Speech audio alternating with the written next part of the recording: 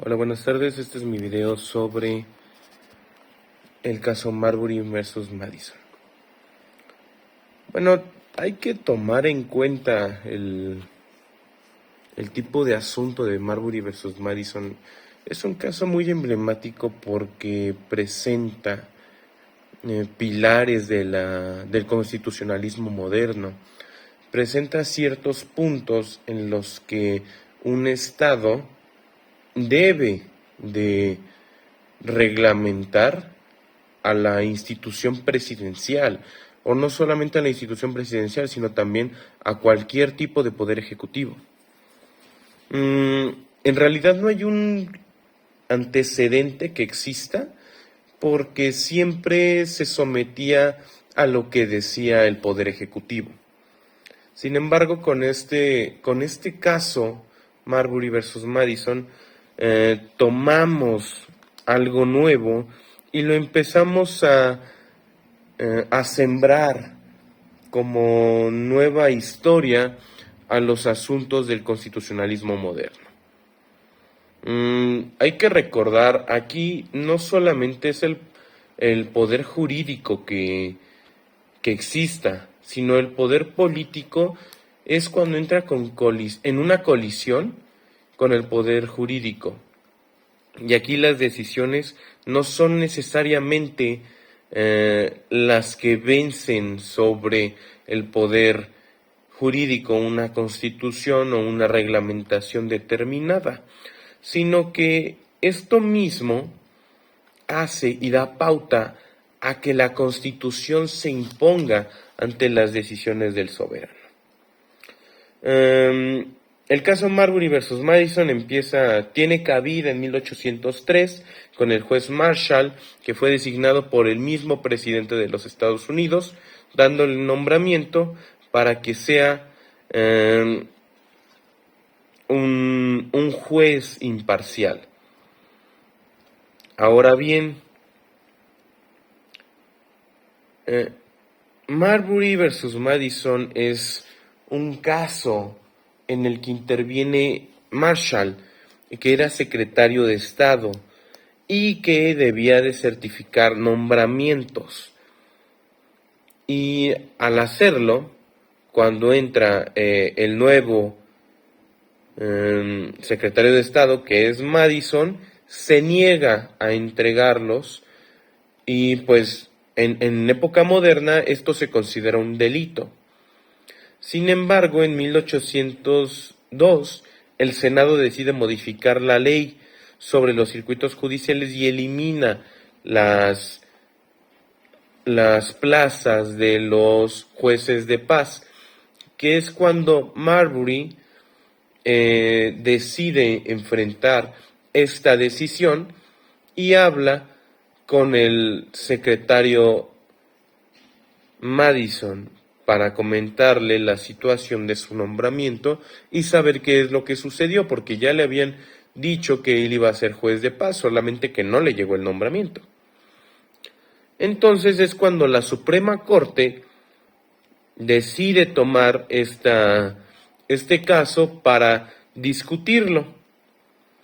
Y empieza en coalición el Poder Ejecutivo contra el Poder Judicial.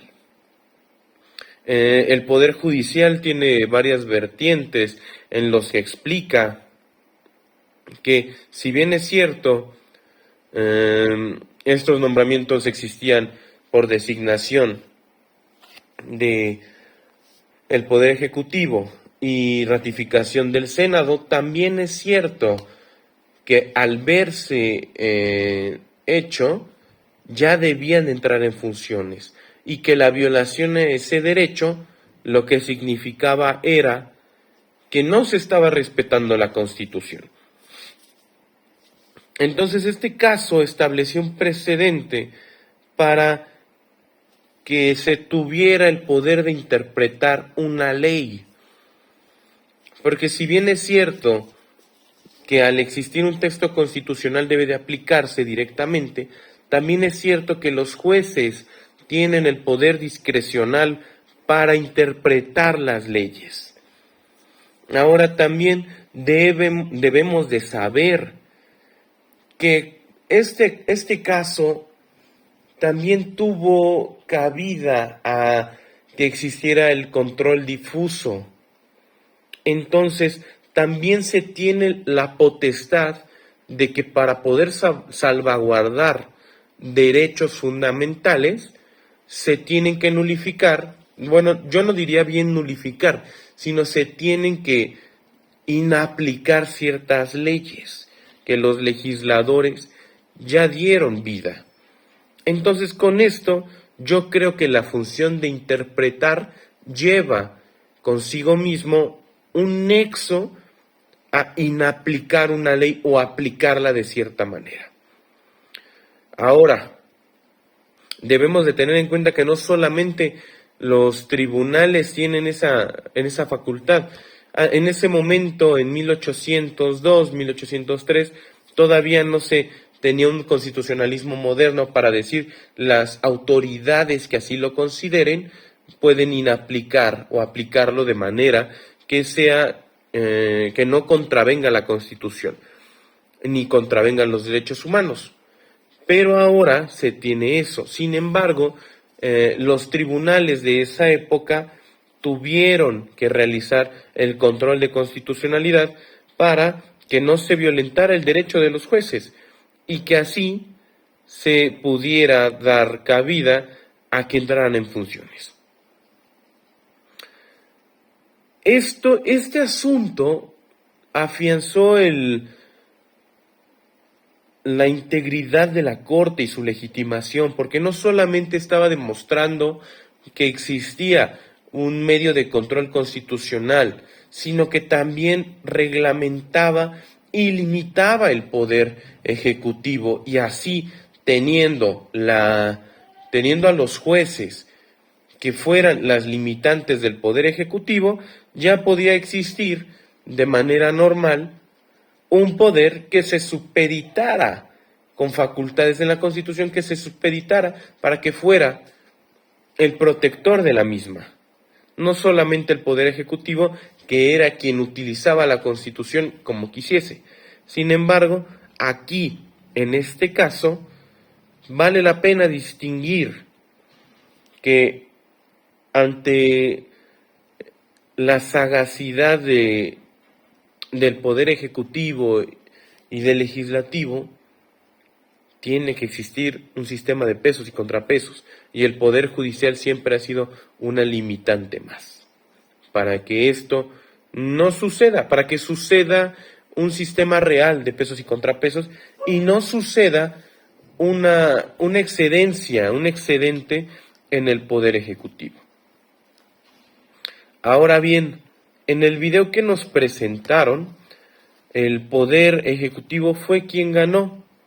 Esta determinación la ganó el ejecutivo, porque aparte el presidente que entró en funciones venía con cierto revuelo político, venía con cierta legitimación. Sin embargo, quien ganó la guerra fue el poder judicial, porque sentó un precedente bastante importante, y es que aún cuando las decisiones políticas existan, lo que debe de tener vida y tener relevancia para la vida pública es la Constitución y las leyes. Entonces, yo considero que el caso Marbury versus Madison es un gran artículo, debió de ser una gran vivencia y debió de ser demasiado trascendente, no solamente para Estados Unidos, sino porque gracias a eso nosotros tenemos un constitucionalismo moderno y un presidencialismo limitado. Entonces yo considero que eso le dio cabida para que no solamente México, sino toda Latinoamérica, que tiene un régimen presidencial, pueda llegar a existir un poder relevante que sirva como peso, como contrapeso último, como limitación última a un poder ejecutivo que pretende ser el único soberano. Haciendo acotación a que en este último año se ha visto permeado la situación del Poder Judicial Federal en México. Valdría la pena checar, revisar cuáles serían las situaciones en las que el Poder Judicial pueda tomar las iniciativas y las conversaciones con el Poder Ejecutivo. Por ejemplo, se está hablando de que para el año que sigue viene una reforma por parte de la siguiente presidenta, que es Claudia Sheinbaum, candidata, entre comillas, para que pueda hacerse una elección popular por medio de los jueces. Valdría la pena revisarlo porque en el sistema estadounidense existe la elección de los jueces de la Suprema Corte.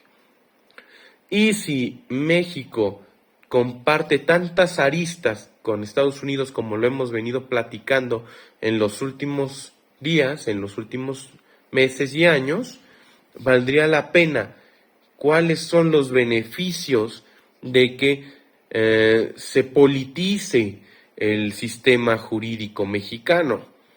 Ahora bien, el sistema jurídico mexicano tiene una pequeña debilidad que a lo mejor sucede en Estados Unidos, pero sin embargo, se ha visto que hay instituciones fuertes para que no sucedan algunos asuntos como corrupción o tráfico de influencias.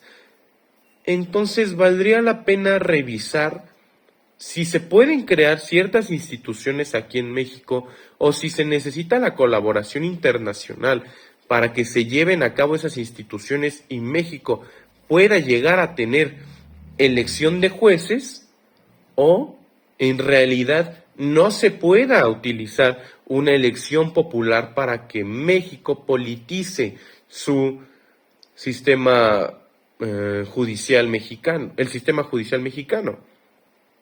Valdría la pena revisarlo para ver cuáles puntos, cuáles aristas podrían llegar a cuáles son las que pueden llegar a tener una convergencia y cuáles son las que de verdad no pueden existir, y someter a eso la decisión, si es que se puede politizar. En una opinión propia, yo creo que no se puede politizar en México, porque hemos visto que en México ha existido a lo largo de la historia un sistema absoluto en el que se van permeando valores e instituciones. Exactamente, estamos hablando del PRI, exactamente, estamos hablando de partidos políticos que pueden o no tener reconocimiento nacional, sin embargo tienen su registro porque son partidos satélite.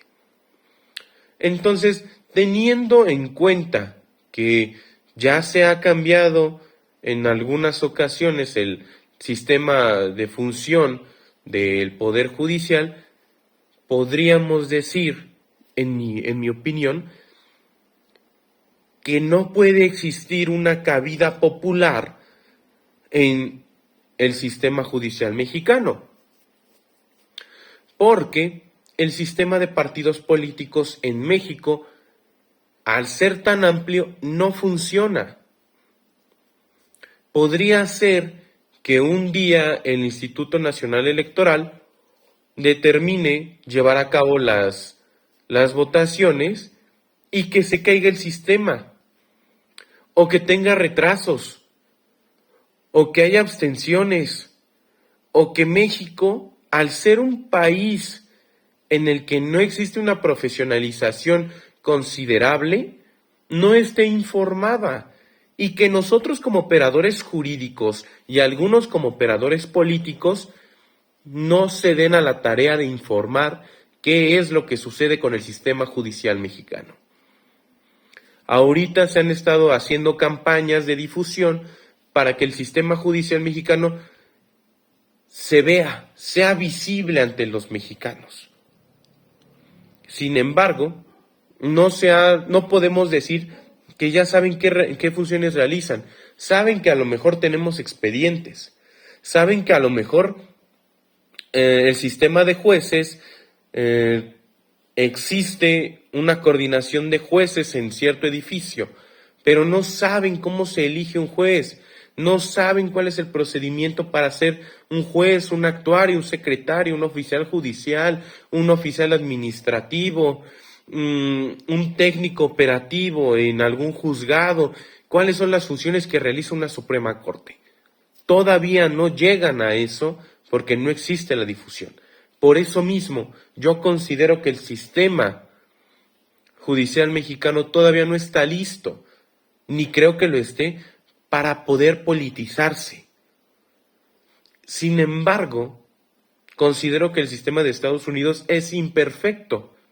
El sistema judicial de Estados Unidos es imperfecto, porque todos hemos escuchado casos en los que Estados Unidos ha estado en el ojo del huracán porque estudian a cierto juez, porque estudian cierta parte de un juzgado, por corrupción o tráfico de influencias, y más que ellos a sus fiscalías, a sus fiscales. Entonces yo considero que México debe ser pilar en ese aspecto. No se puede politizar la justicia, no se puede hacer partidario de la elección popular en los sistemas judiciales. Además de que también debe de tener cierto profesionalismo. En los estudios y en los debates de la Constitución de 1917 se llevaron a cabo argumentos sólidos de que era necesaria la alfabetización en el poder legislativo. Sin embargo, años después se consideró discriminatorio porque era un cargo de representación popular. Y para ser del pueblo, del pópulo, no era necesario tener una preparación académica. Sin embargo, manteniendo diálogos con diputados y con senadores, nos han hablado sobre que eso es un arma de doble filo, porque también debe de existir cierta alfabetización para que se puedan llevar a cabo reformas relevantes y se debe de saber cuáles son las consecuencias que pueden tener. Vuelvo a lo mismo, en mi sentido estricto de explicación, yo considero que el Poder Judicial ahorita está en su etapa de difusión. Creo que está bien la profesionalización de los cargos, porque no me dejarán mentir, yo he llegado a algún órgano y es necesaria la profesionalización y les dicen, si a cierto mes no tienes tu título, voy a tener que pedir tu renuncia.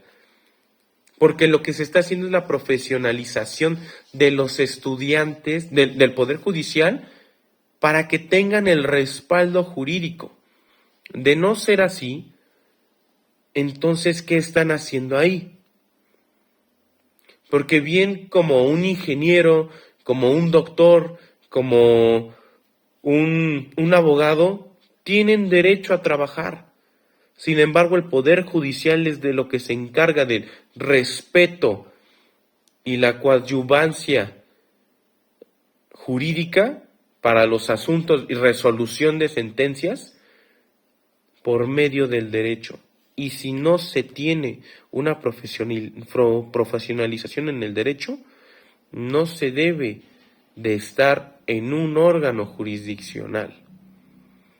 Porque lo único que estaría pasando es que en realidad estaría permeado de personas que no conocen lo que debe de llevarse a cabo por la Constitución y por las leyes. Es mi opinión, tanto del asunto de Marbury versus Madison, así como su aplicación y el concepto de pesos y contrapesos y control difuso de constitucionalidad, el que llevó a estos comentarios. Que tengan buena tarde.